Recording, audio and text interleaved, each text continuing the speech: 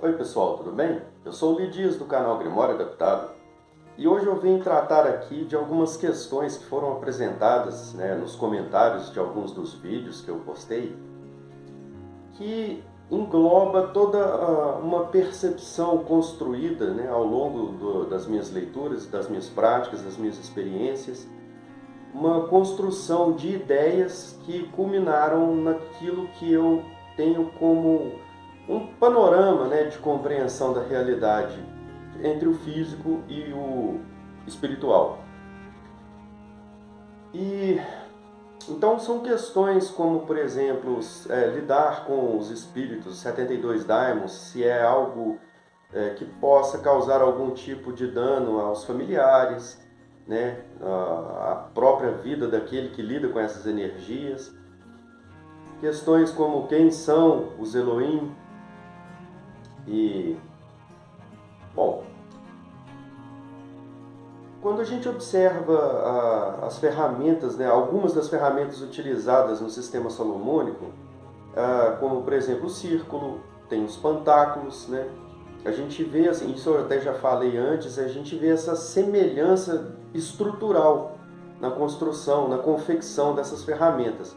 Elas são compostas de círculos, onde tem outro círculo dentro daquele círculo maior, e ali, entre os dois, são inseridos nomes divinos, nomes de poder, como facetas do Deus Criador do Universo, que é uma forma da gente compreender esse Deus que criou todas as coisas através de suas virtudes, de manifestações desse Deus na existência. E esses nomes divinos que vão ali circundando essa ferramenta, como está na tábua da arte, ela apresenta também no centro algum desenho, algum símbolo que remete a algo que é buscado durante essa ritualística. Então, por exemplo, na tábua da arte, a gente vê aquele triângulo no centro representando a Keter, Hormah e Binah. Então tem ali o símbolo do Yod, que é a partícula divina da vida. A gente vê os nomes angélicos como personificações de virtudes divinas.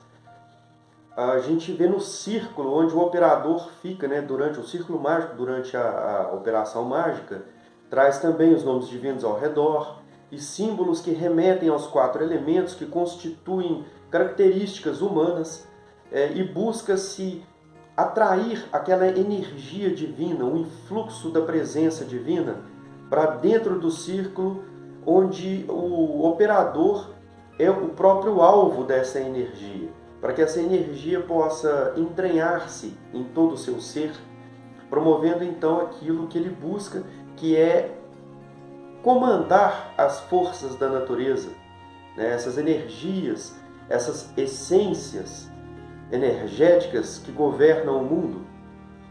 Governam o mundo sob a vontade do Criador. Então, esse é todo o objetivo de se utilizar essas ferramentas e de todos os símbolos que estão envolvidos nele.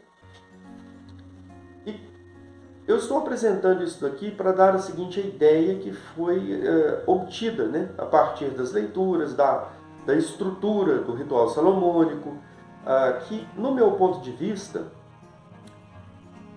vem do seguinte: na antiguidade, os povos eles tinham muito... A religião era em torno dos mortos. Os povos tinham essa compreensão de que os mortos podiam auxiliá-los nas questões da vida, Eu recebi a indicação de um livro num grupo há um tempo atrás que se chama Cidade Antiga, de Fustel de Coulanges. E eu nem terminei de ler o livro todo ainda, eu estou lendo ele. Mas já deu para ter aquele vislumbre, de como que funcionavam as sociedades na antiguidade. Fala muito da sociedade grega, sociedade romana.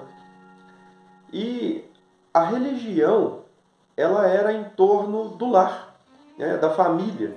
Então cada família tinha o seu Deus e eles cultuavam o patriarca da família. Então quando, por exemplo, o patriarca da família falecia, eles cultuavam, tinham ali toda uma série de ritos que eles realizavam dentro do próprio lar, onde o chefe de família, que ficou no lugar daquele que faleceu, ele se dirigia àquele patriarca falecido em busca de auxílio, de bênçãos.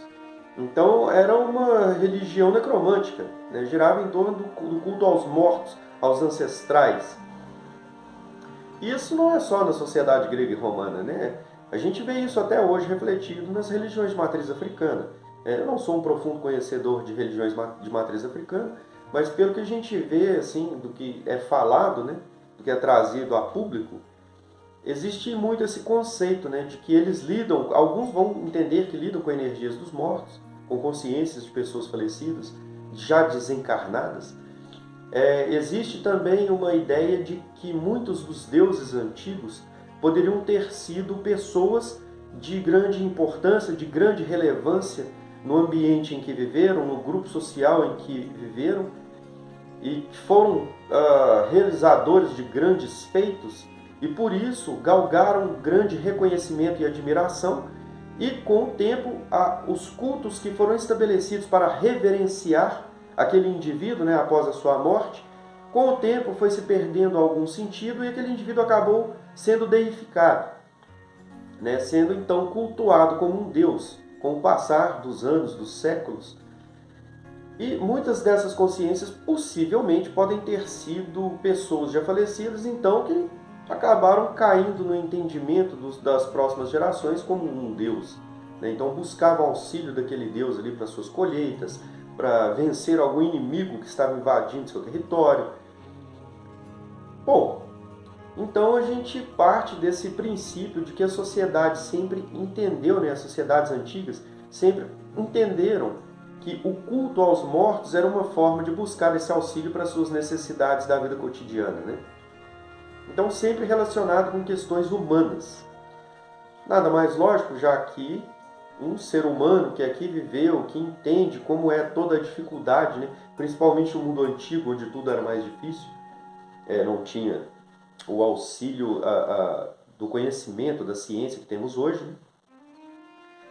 Então, partindo desse entendimento,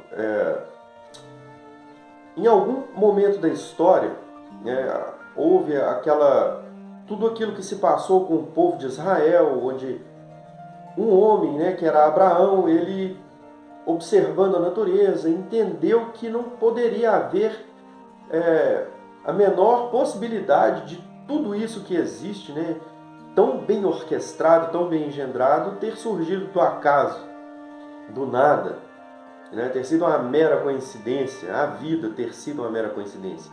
Então ele tentou buscar um contato com esse Deus Criador do Universo. Ele entendeu que ele era o Sol. Então a tradição judaica diz que ele tentou cultuar o Sol, tentou fazer suas orações ao Sol. E no fim ele entendeu que o Sol não poderia ser esse Deus, porque o Sol se punha, né? Então as trevas tomavam conta. No Deus Criador de tudo isso que existe, é um Deus muito poderoso, não estaria sujeito a ser dominado por trevas. Alguém que cria e doa vida está muito acima de tudo isso. É alguém que domina até a própria morte. Então ele pensou que pudesse ser a lua, tentou buscar na lua. E depois entendeu que quando surgindo o sol, a lua teria sido vencida. Não poderia ser a lua. E em toda essa sua busca, no fim das contas, ele se dirige então a esse Deus Criador do Universo e recebe a sua resposta. Manda ele sair daquela terra onde ele estava, que era uma terra politeísta, né? E as pessoas entendiam isso, né? Que havia um Deus específico para cada coisa da vida, né? Existiam milhares de deuses naquela região. Então ele sai de sua terra, né? Ele recebe uma promessa de ser o pai de nações e toda aquela história bíblica que, né, a maioria das pessoas conhece, né? Eu digo a maioria porque, para o meu espanto, eu conheci um amigo, outro dia a gente conversando acerca de algumas questões, eu perguntei se ele já tinha lido a Bíblia, ele disse que não, que nunca tinha lido. Na visão dele é um livro de ficção. Bom, mas no fim das contas, então o povo de Israel passou por tudo que passou e esse povo todo, quando foi tirado do Egito, ele presenciou uma série de milagres, né, onde Moisés ali, sob o comando de Deus, né, apresentavam ao faraó ali as questões que ele deveria fazer, e o faraó não concordava, então aconteceu todas aquelas pragas no Egito, e o povo todo testemunhou tudo aquilo, saíram do Egito, testemunharam uma coluna de fogo durante a noite diante deles, uma coluna de nuvem que os protegia na retaguarda, e durante o dia aquilo se invertia, era a presença de Deus naquela forma que eles entendiam como um fogo, passava para a parte de trás e aquela coluna de nuvem ia adiante. Viram então aquela abertura do mar para que eles pudessem passar em terra seca, o exército do faraó perseguindo e sendo detido, né, pelas águas, detido por Deus, e todos aqueles milagres que aconteceram ao longo do deserto, deles Moisés bater o cajado na rocha, a rocha verter água, eles terem carne para comer, terem um maná durante aquele tempo todo que eles peregrinaram pelo deserto. Então foi toda uma nação que testemunhou a entrega da Torá. Quando Moisés subiu ao Monte Sinai e ficou ali 40 dias, 40 noites, e eles cometeram um ato de idolatria, e Moisés desce, e Deus se irrita, e Deus elimina todos aqueles que estavam dentre eles, que induziram o povo, mesmo diante de tudo aquilo que eles testemunharam, ali havia milhões de pessoas, era toda a nação, e junto com outras pessoas que não eram do povo de Israel, saíram outros povos juntos ali, que viram aquela saída e quiseram acompanhar. Então tem toda essa história, e todo esse povo que foi testemunha de tudo aquilo que aconteceu, viu ali o recebimento da lei e o estabelecimento de uma aliança com esse Deus. Esse Deus que tinha feito essa aliança previamente com Abraão estava ali então no cumprimento dessa aliança, dando prosseguimento àquilo que ele tinha prometido para Abraão, que é Avraham, no hebraico. E tendo esse povo todo como testemunha, mas sabendo Deus que o ser humano tem memória curta, ele tratou então de estabelecer essa lei e a deixou de uma forma em que ela fizesse parte da cultura daquele povo, porque assim ela ficaria guardada no cotidiano, no dia a dia, em todos os atos daquele povo, em todas as suas comemorações que relembravam as dádivas concedidas, a liberdade da saída da escravidão do Egito. Então, esse povo recebeu essa aliança. E nessa aliança, então, eles eram proibidos de cultuar outros deuses e prestar reverência a outros deuses. Que na Bíblia, a palavra que se refere a outros deuses é Elohim, ou Elohim. E, enquanto isso, eles tiveram contato com outros povos, que entendiam que esses outros deuses eram opositores, então travavam-se batalhas. E no fim das contas, o Deus de Israel prevalece até hoje, está aí no conhecimento popular, todo mundo já ouviu falar, sabe quem é o Deus de Israel, sabe quem é. Ele também é conhecido como Elohim, porque a palavra Elohim, apesar dela se referir a outros deuses, ela também tem um significado. Algumas vezes ela aparece nas escrituras hebraicas se referindo ao próprio Deus, trazendo um significado de ser o Deus de um panteão. Então, o Deus El, o líder dos outros deuses, o que comanda todos os outros deuses, está acima de todos os outros. Então Elohim também pode se referir ao próprio Deus. Mas o próprio Deus também se revelou a Moisés com um nome, revelou-se a Abraão com um nome, revelou-se aos outros patriarcas com outros nomes. E todos esses nomes, que são formas de apresentação, formas de entendimento que a gente pode ter de seu poder, de suas manifestações na existência, constam ali nas Escrituras. E esses nomes são usados então nessas ferramentas que eu mencionei, que é a tábua da arte, o círculo, os pantáculos. Então a ideia é de que os pantáculos, quando a gente interfere nessas energias que governam o mundo, buscando uma modificação na nossa realidade, então existe uma lei de causa e efeito. Então aquilo que a gente modifica vai vir uma outra energia de oposição. Então, para toda ação há uma reação.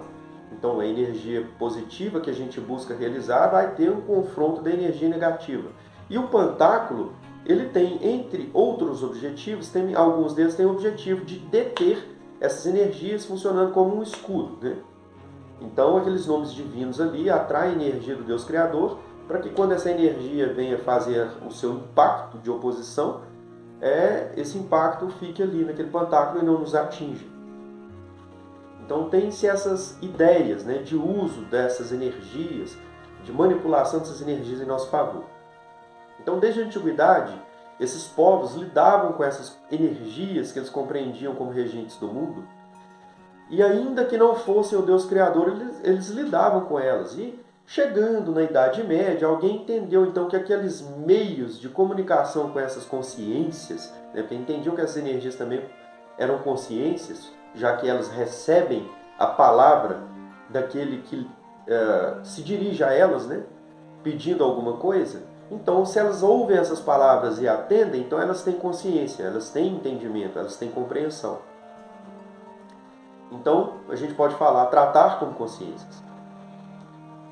E essas energias, então, elas se manifestam dentro daquilo em que elas estão ligadas, né? São energias que estão ligadas a certas questões.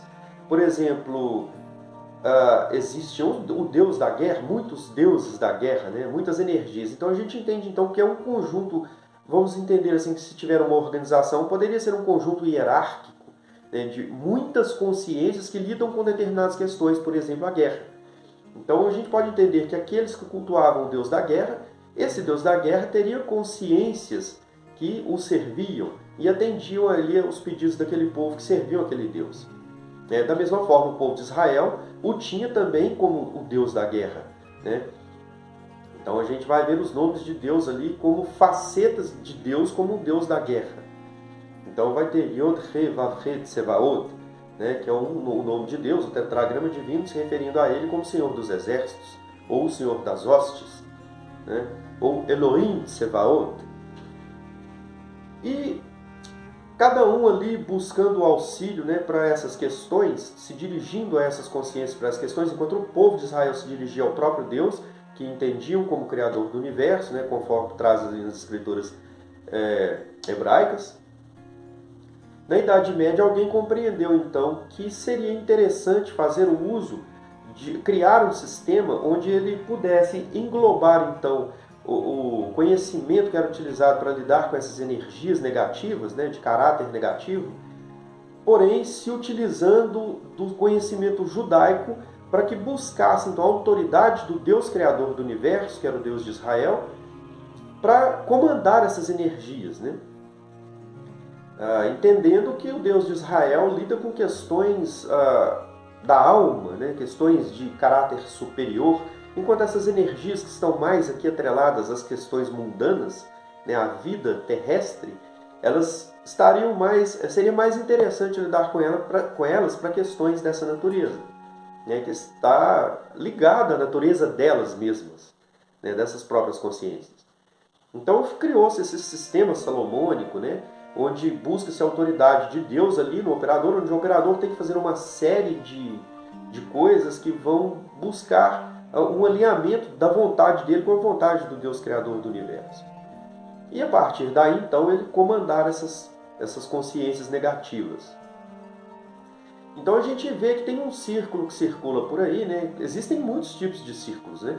Então, vai depender do sistema. Então tem um círculo que circula muito pela internet, que ele traz uma serpente e dentro do corpo dessa serpente tem nomes, não seriam nomes, né? Seriam virtudes divinas, né? São os nomes as palavras de 3 letras que constam do Shem HaMeforach.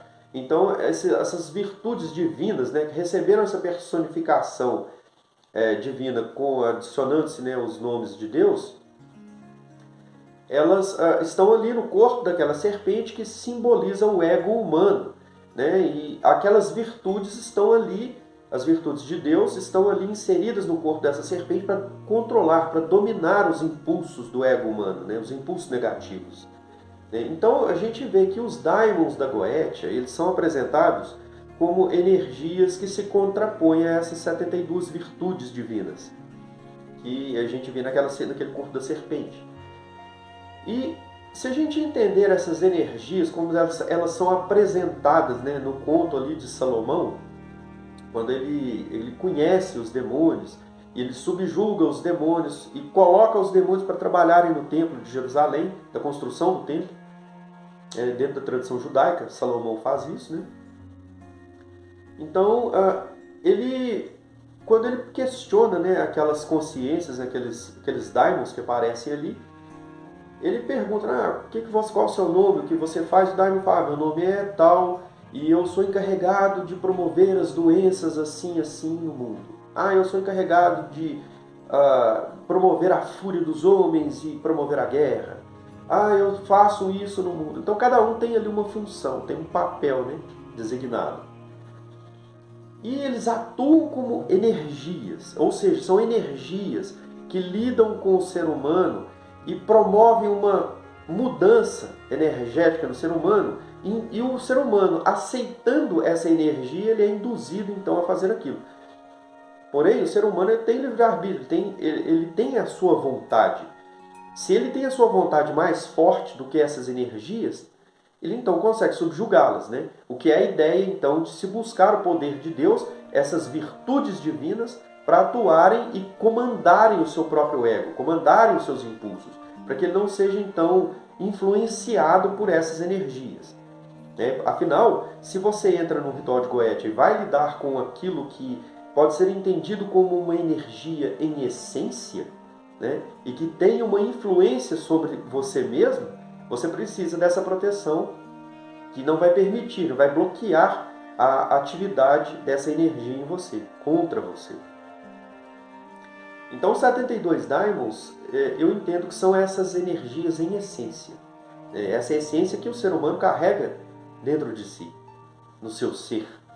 Então, o ser humano precisa desse auxílio divino para poder não ser subjugado por essa essência negativa que faz parte da nossa dualidade. Então, assim, essas energias, elas podem sim causar problemas no ambiente familiar. Se você faz rituais dentro da sua casa, né? Tanto que você vê na clavícula de Salomão, não indica que você faça isso dentro de casa. O indivíduo vai para um lugar isolado, na mata, né? Prepara o ambiente antes, tem toda uma preparação para si mesmo, né? Para se colocar num condicionamento, digamos, energético, espiritual, para lidar, antes de lidar com elas. Ele tem que ter essa proximidade, criar esse laço com Deus e ter essa proximidade com Deus antes de lidar com essas energias. Então, lidar com essas... Muita gente pega, né, um ritual pronto ali na internet, dá uma lida ali e já parte para um contato direto com essas energias sem nenhuma proteção. Né? E, assim, você está lidando com aquilo que você carrega em essência e que é de aspecto negativo. A probabilidade de você sofrer um efeito negativo disso daí no seu ser e botar a sua vida de cabeça para baixo é um estalar de dedos. Mas há aqueles que se arriscam, né? Por desconhecimento ou por vontade própria, né? A pessoa entende que ela tem um alinhamento com aquilo ali e ela quer ter um contato mais profundo. Eu entendo que, assim, não condenando, né, não julgando, você está errado em fazer isso. Não, quem sou eu para apontar dedo e julgar alguém aqui? Né? Cada um sabe de si, sabe o que precisa, em cada um que é responsável pelos seus próprios atos. Eu não sou juiz de ninguém aqui, não. Mas o que eu entendo é que nessa vida, né, levando-se em consideração tudo isso que eu venho apresentando até agora, né, desde que os povos da antiguidade entendiam esse contato com os mortos, né, entendi que existem hierarquias espirituais que funcionam como camadas, né, as camadas espirituais têm as suas hierarquias atuantes em cada uma delas ali. E aqui, nesse plano material, estão os espíritos dos mortos, né? Não só os espíritos dos mortos, mas atuam também outros daimons que, né, estão aqui atrelados a essa região, que são essas consciências que têm energias terrestres, energias que são correspondentes às questões humanas, aos sentimentos humanos, né?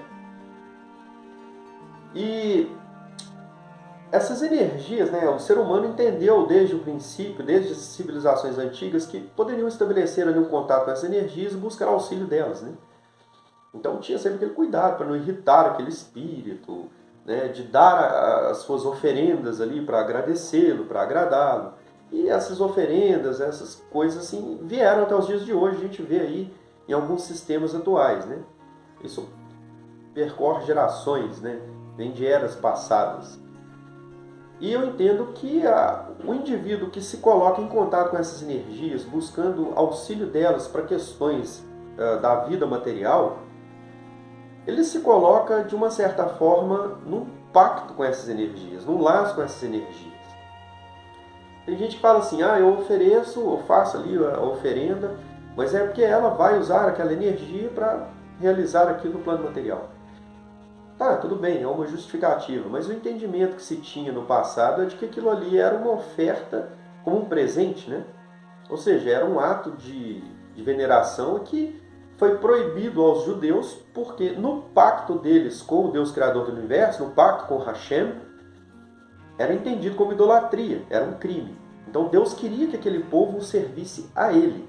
Então o entendimento que a gente pode trazer é de que estabelecer qualquer tipo de contato, né, onde você faça suas oferendas e cria um vínculo, né, com essas consciências, vai de alguma forma te manter ligado a elas e ligado a esse plano material, mesmo após o desencarne. Então você estaria sujeito a habitar essas esferas mais inferiores que estão mais ligadas ao plano material. Enquanto que buscar um contato com o Deus Criador do Universo, seguindo as suas leis, que são orientações para que você não esteja sujeito a estar atrelado a essa esfera, você possa se elevar e estar ligado a esferas mais superiores, né? Isso não significa que, indo a esferas superiores, você não vá ter contato. Eu imagino que muitos espíritos desencarnados que alcançaram alguma elevação espiritual, de alguma forma devem auxiliar, né, no desenvolvimento das pessoas aqui na Terra. Mas, uma coisa que eu vejo como muito importante de se ressaltar é que existe um erro muito cometido, e isso eu considero sim um erro, porque é muito cometido dentro, né, daquilo que é passado pelas leis hebraicas, né? Se a gente entende que a idolatria, cultuar outros deuses, Deus é muito claro nisso, muito enfático. Não terás outros deuses diante de mim. Eu sou único, né? Então tem até a oração Shema Israel, Adonai Eloheinu, Adonai Echad.